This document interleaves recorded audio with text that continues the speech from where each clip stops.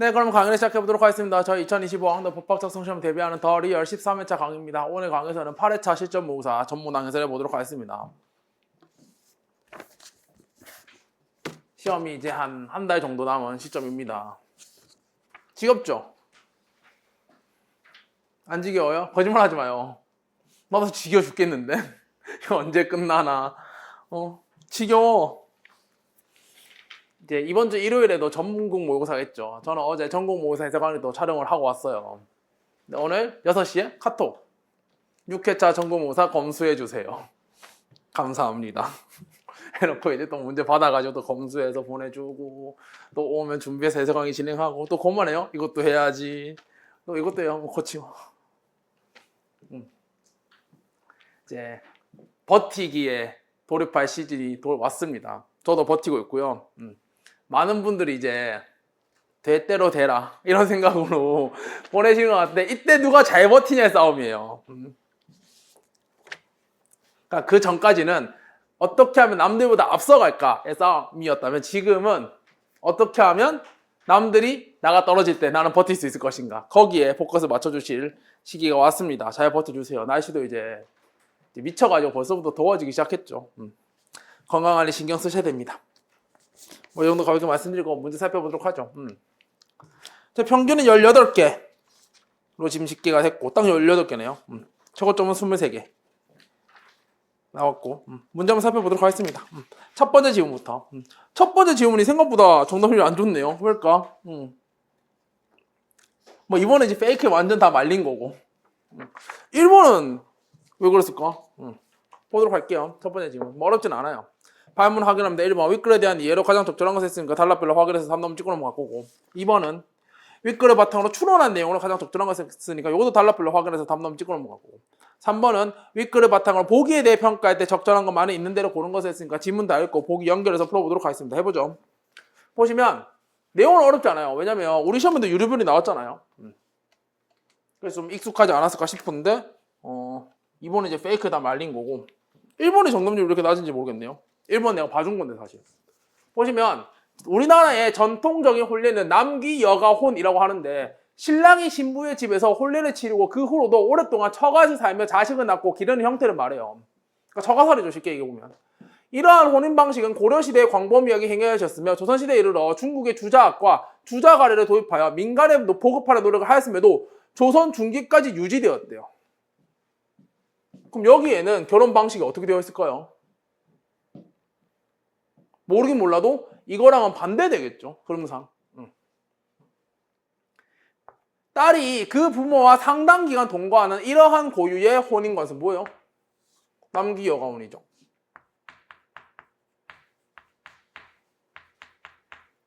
근데 고유라는데요? 다른 나라에는 없었나 봐요. 재산의 상속에도 상당히 영향을 미쳤어. 그리하여 고려시대와 조선시대 전기까지는 자녀의 공동 균분 상속을 원칙으로 했고 아들과 딸의 차별도 없었으며 기혼과 미혼의 차이도 없었어요. 다만 제사를 지내는 상속인인 장남은 봉사조라는 명목하에 이하를 고유 상속분의 가산에서 받았고요. 가묘가 있는 가옥을 상속할 수가 있었대요. 추리논 중에서 많이 나오지 않아요? 다만 이런 거 중요하다고 예외에 해당하는 거. 예외잖아 예외.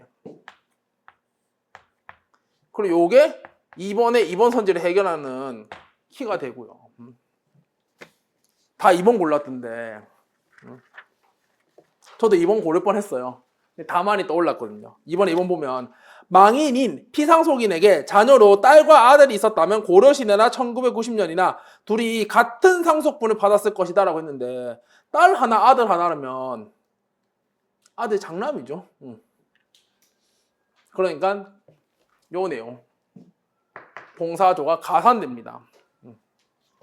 어차피 뭐 요거는 지나간 건 상관없고 대신에 지문 읽을 때 다만이 뜨면 표시해 두세요. 요거는 무조건 활용될 거예요. 그 생각. 그래서 조선 전기에 편찬된 경국대전에 의하면 상속을 받을 수 있는 제1순위는 1순위 상속인은 자녀이고 제2순위 상속인은 배우자, 제3순위 상속인은 피상속인의 사촌 이내 친족 1순위의 자녀는 적자이기만 하면 남녀를 불문하고 동순위의 상속인이 되었고요. 적자가 뭐예요? 알아야 되죠. 예성변 봤으니까. 적자. 본처의 자식.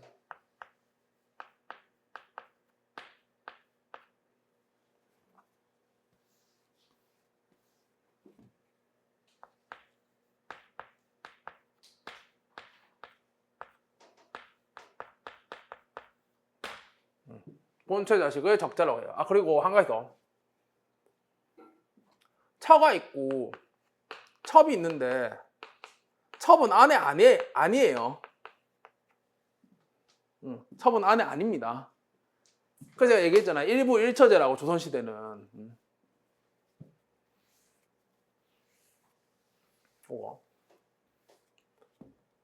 자녀가 없는 경우에 배우자가 상속, 배우자와 자녀 모두 없는 경우에는 피상속인의 친족에게 재산을 상속할 수 있게 하였대요. 그랬을 때 1번에 1번 선지. 서자는 상속에 있어서 적자와 차별을 받지 않았다. 이 얘기는 없어요. 적자이기만 하면 이렇게 됐다며. 그럼 서자면 차별받다. 이렇게 해석할 수도 있고. 뭐 그 정도 보시면 되겠습니다. 다음. 그러나 조선 후기로 접어들면서 장자 우대, 남녀 차별 등의 경향이 나타나기 시작했고요. 혼인 양식의 경우 신랑이 처가에 가서 신부를 맞이하여 신랑 집으로 데리고 와서 혼례식을 행하는 방식으로 바뀌었대요. 그러니까 시집 오는 거죠. 근데 문제는 처가에 가서 데리고 오는 거예요. 그러니까 1번에서 3번 선지. 조선 후기로 접어들면서 혼례식의 구성은 변화하였으나 신랑이 신부를 정식으로 맞이하는 장소는 변하지 않은 거죠. 어딘데? 처가잖아요, 처가. 요 1, 2, 4, 5는 연구소 문항 그대로 가져온 거고 3번만 제가 만든 거예요. 왜냐면 저는 읽으면서 이거 보자마자 공통점이네 이 생각을 했거든요. 근데 이제 원래 3번 선지 다른 애가 있었는데 그게 좀 말이 안 되는 것 같아가지고 제가 바꿨어요. 얘로 공통점으로. 그거 보시면 되겠고 이거 틀리시면 곤란합니다. 공통점은 중요하다.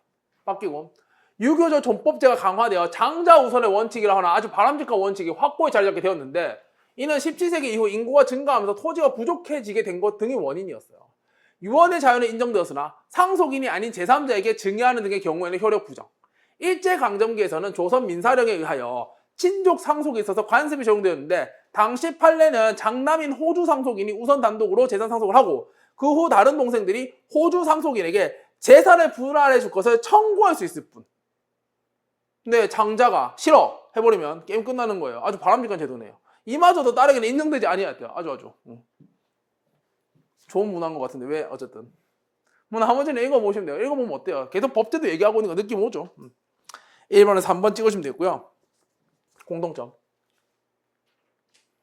공통점은 중요하다. 아무리 강조해도 지나침이 없어요.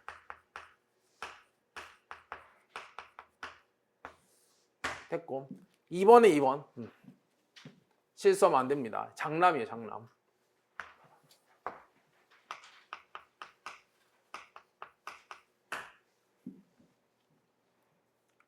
요거는 이제 다만에 좀 주의를 해보자. 다만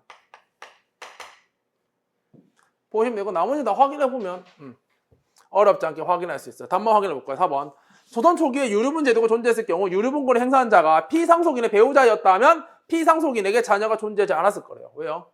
순서가 있기 때문이죠. 순위.